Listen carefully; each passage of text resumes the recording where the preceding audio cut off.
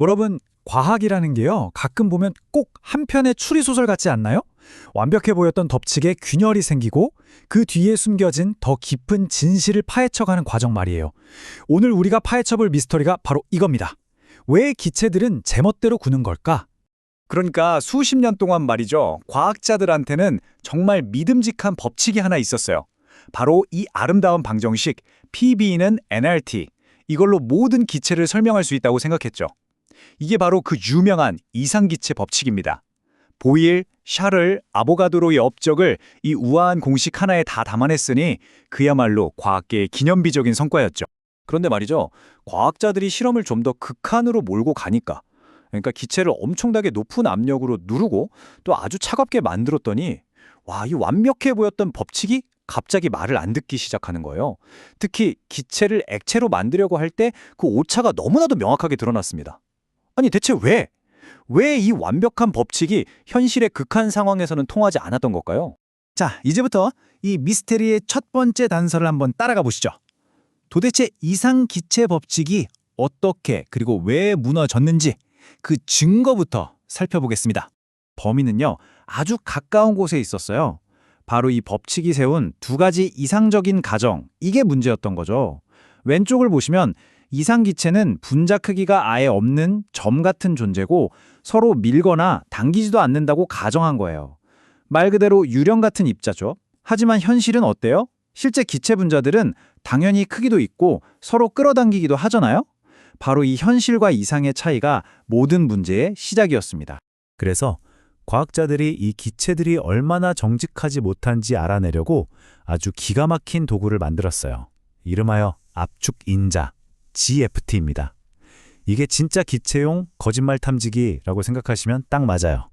만약 기체가 완벽하게 이상적이라면 Z값은 어떤 상황에서든 정확히 1이 나와야 합니다. 1에서 조금이라도 벗어난다? 그건 그 기체가 지금 뭔가 다른 짓을 하고 있다는 빼도 박도 못할 증거가 되는 거죠. 자, 이 차트를 한번 보세요. 이게 바로 그 범죄 현장을 딱 잡아낸 증거입니다. 보시면 압력이 어중간할 때는 Z값이 1보다 작아져요. 이게 무슨 뜻이냐면 분자들끼리 서로 끌어당기는 힘 때문에 오히려 예상보다 더 팍팍 압축이 잘 된다는 거예요. 그런데 압력을 어마어마하게 높이면 어떻게 되죠? 이번엔 Z가 1보다 커집니다. 이제는 분자들 자체 크기 때문에 더는 못 들어가 하고 버티는 거죠. 그래서 압축이 더 힘들어지는 겁니다. 바로 이 혼란스러운 상황에서 이 모든 걸 해결할 명탐정이 등장합니다. 네덜란드의 과학자 요하네스 반데르왈스. 이 사람이요, 이 모든 걸 단 두 가지, 정말 간단하면서도 천재적인 아이디어로 풀어버립니다. 반데르발스의 첫 번째 아이디어는요. 정말 지극히 상식적인 거였어요. 아니 분자는 당연히 부피가 있잖아. 이거였죠. 자, 한번 따라가 볼까요? 이상기체는 용기 전체, 부위를 마음대로 쓸 수 있다고 생각했어요. 하지만 실제 분자들은 크기가 있으니 자기만의 공간을 차지하겠죠. 그래서 다른 분자들이 들어오지 못하는 배제된 부피가 생깁니다. 그러니까 분자들이 진짜로 돌아다닐 수 있는 공간은 용기 전체 부피, 부위가 아니라 거기서 분자들 자체의 부피만큼은 빼줘야 한다는 거죠. 그걸 NB라고 표현한 거고요. 어때요? 너무 당연한 얘기죠? 자, 두 번째 단서. 분자들은 서로 친구처럼 끌어당긴다 이거예요. 용기 한가운데 있는 분자는 사방에서 똑같이 땡기니까 괜찮아요. 근데 용기 벽에 꽝 하고 부딪히려는 분자는 어떨까요? 뒤에 있던 친구들이 어이 가지마 하고 뒤에서 옷자락을 잡아당기는 거예요. 이 내부로의 끌림 때문에 원래 속도보다 살짝 느려지겠죠? 그러니까 벽에 부딪히는 힘, 즉 압력이 약해지는 겁니다. 그래서 우리가 재는 압력은 사실 진짜 압력보다 좀 낮게 측정될 수밖에 없는 거죠. 자, 이제 두 가지 핵심 단서가 다 모였습니다. 그럼 반데르발스가 이 단서들로 어떻게 기존에 완벽했던 방정식을 수정했는지 그 과정을 한번 따라가 보죠. 시작은 바로 이겁니다. 우리에게 아주 익숙한 PV는 nRT. 여기서 P와 V는 아까 말했듯이 유령처럼 부피도 없고 서로 힘도 작용하지 않는 이상적인 상황에서의 값들이에요. 첫 번째 수술, 바로 압력 보정입니다. 아까 우리가 측정하는 압력 P가 진짜 압력보다 좀 낮다고 했잖아요? 왜? 분자들이 뒤에서 잡아당기니까. 그럼 진짜 이상적인 압력은 뭐겠어요? 우리가 측정한 압력 P에다가 그 잡아당기는 힘 때문에 없어진 압력을 다시 더해주면 되겠죠. 반데르발스는 그 사라진 압력이 분자들이 얼마나 빽빽하게 모여있는지, 즉 밀도의 제곱에 비례한다는 걸 알아냈어요.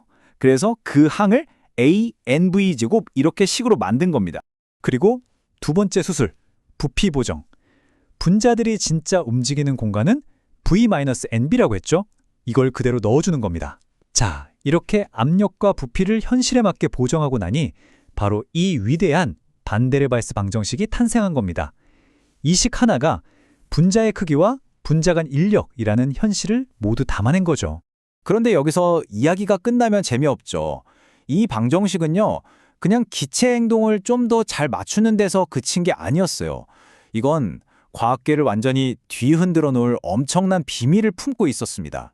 과학자들이 이 방정식을 가지고 그래프를 그려봤더니 진짜 신기한 걸 발견했어요. 온도가 높을 땐 이상기체랑 비슷하게 그냥 평범한 곡선이 그려져요. 근데 온도를 점점 낮추다 보니까 갑자기 그래프가 S자 모양으로 이상하게 꿀렁거리는 구간이 나타나는 거예요. 이걸 반데르발스 루프라고 부릅니다. 아니, 이 루프의 가운데 부분을 좀 보세요. 부피를 줄이는데, 즉 기체를 꾹 누르는데 압력이 오히려 떨어진다? 이게 말이 되나요? 현실에서는 절대 있을 수 없는 일이죠. 방정식이 뭔가 잘못 계산한 걸까요? 아니요. 바로 이 말도 안 되는 루프에 진짜 마법이 숨어 있었습니다. 맥스웰이라는 과학자가 이 꿀렁이는 부분을 그냥 쭉 긋는 수평선으로 바꿔야 한다고 주장했어요. 그리고 이 수평선이 의미하는 게 뭔지 아세요? 바로 기체가 액체로 변하는 그 순간, 즉 상전이를 나타내는 거였습니다. 이게 바로 반데르발스 방정식이 진짜 위대한 이유입니다. 단순히 기체 법칙의 오차를 고친 수준이 아니에요. 이건 인류 역사상 처음으로 기체와 액체가 별개의 존재가 아니라 사실은 하나로 연결된 상태라는 걸 수학적으로 보여준 겁니다. 심지어 기체와 액체의 구분이 아예 사라지는 그 신비한 임계점의 존재까지 예측해버렸죠. 자, 그럼 마지막으로 이 위대한 방정식이 후대에 어떤 영향을 미쳤는지 그 유산을 한번 살펴보면서 이야기를 마무리해볼까 합니다. 방정식에 있던 A랑 B 기억나시죠? 이게 그냥 의미 없는 숫자가 아니에요. 분자들의 성격을 보여주는 신분증 같은 겁니다. 이 표를 보시면 헬륨은 A 값이 엄청 작죠? 서로 거의 안 끌어당기는 개인주의자라는 뜻이에요. 반면에 물은 어때요? 분자 자체는 작은데 A 값이 엄청나게 크죠? 수소결합이라는 강력한 힘으로 서로 똘똘 뭉쳐있다는 증거입니다. 이렇게 눈에 안 보이는 분자 세계의 비밀을 A, B라는 숫자로 딱 보여주는 거죠. 그리고 여기서 끝이 아닙니다. 이 방정식 속에는 대응상태의 원리라는 더 깊은 진리가 숨어 있었어요. 이게 뭐냐면 모든 기체를 각자의 임계점을 기준으로 환산해서 보면 헬륨이든 물이든 옥탄이든 종류에 상관없이 전부 똑같은 법칙을 따른다는 정말 놀라운 보편성을 발견한 겁니다. 결국 반데르발스는 우리에게 아주 중요한 교훈을 남긴 셈입니다. 우리가 한때 완벽하다고 믿었던 과학 법칙도 사실은 더 복잡하고 더 흥미로운 진짜 현실을 설명하기 위한 하나의 아름다운 근사치에 불과할 수 있다는 거죠. 자, 그렇다면 지금 우리가 절대적인 진리라고 믿고 있는 것들 중에는 또 어떤 것이 미래의 새로운 반데르발스를 기다리고 있을까요?